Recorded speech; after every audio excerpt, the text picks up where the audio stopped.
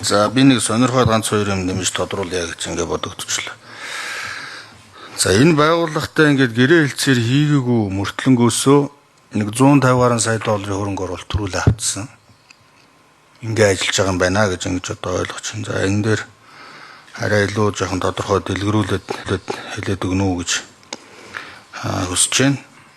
За хоёрдугаарт энэ байгууллага өөрөө хичнээн үнэтэй ийм байгууллага бий болох гээд байгаа болоод тэнд ажиллаж байгаа бүх хүмүүс нь дарахын эрх эдлэе гэдэг ийм зүйл асуудал оруулаад тэгэл одоо 8-9 жилийн хугацаанд дахин ингэж одоо орж ирээд байгаа юм бэ.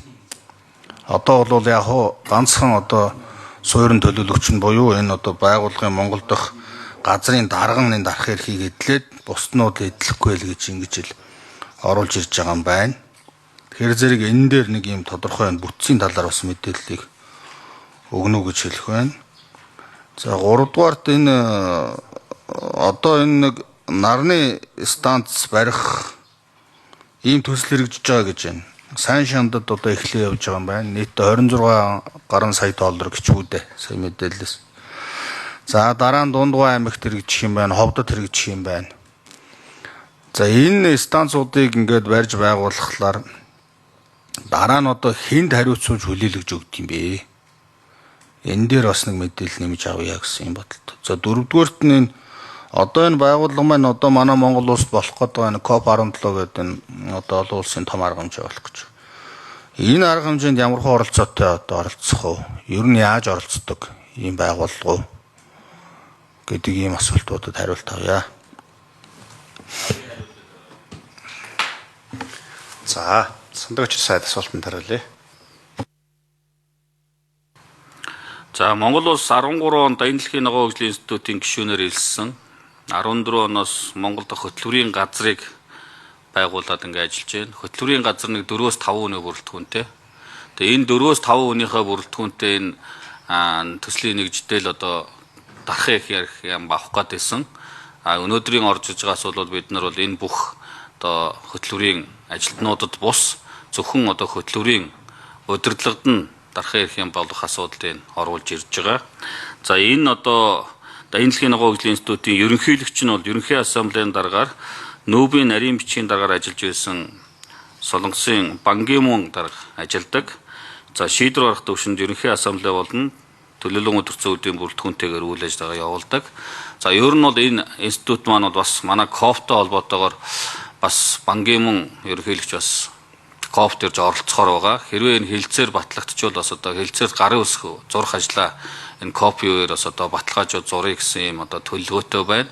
Тэгээ цаашдаа бол одоо бас нүүбийн тусгай статустай байгууллага болох одоо бас өөртөө зорилт тавьж ажиллаж байгаа. Хэрвээ энэ хилцээр батлагдвал бас энэ шат нь одоо шат нэмэгдэж байна. Нөгөө талаар манай улсад бол цаашдаа энэ институтээс одоо хөрөнгө оруулалт татах, хөрөнгө оруулалтаа нэмэгдүүлэх, байр суурь институтын одоо статусаа улам баталгаажуулах энэ болцоо боломжууд гарч байна.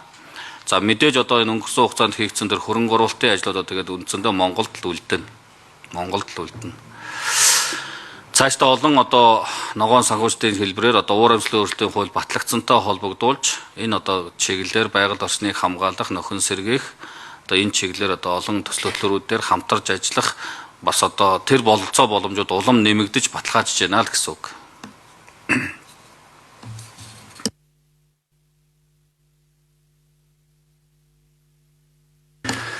За, ажлын хэсгээс нэмж хариулъя. Энэ дэрийн микрофон сайдын зөвлөх отхоо.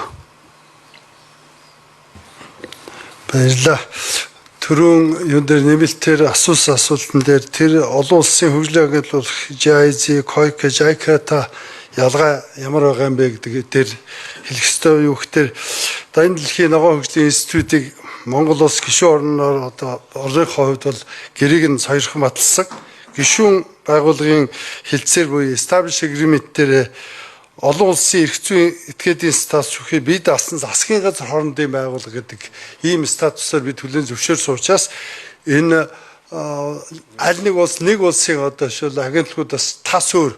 Тэгэхээр энэ дээр гол зарчим нь бол энэ байгаа шүү. Монгол улс гишүүнээр ирсээд establish agreement-ийн хүлээн зөвшөөрсөн учраас энэ статусаа хамгаалах л энэ дарахын эрхийн энэ гэрээгээл оруулж байгаа юм. тэрнээс иш мөнгө оруулаад нэг хэдэн төсөл хэрэгжүүлж байгаа байгууллагад утгаар биш.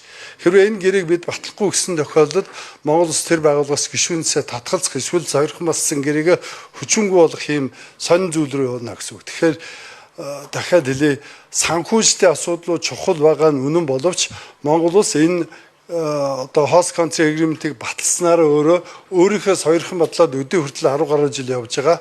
Энэ одоо олон улсын одоо нэгдсэн улсын байгууллагын ажиглагч тэр одоо эдийн засгийн хамтын ажиллагааны байгууллагын ингээд нэр бүхийн нэлээд том олон улсын байгууллагуудын ажиглагч энэ байгууллагын статусыг хадгалж үлдэх эрх зүйн орчноо бүрдүүлэх гэсэн ийм асуудал байгаа маа л гэж тодорхойлох гэсэн.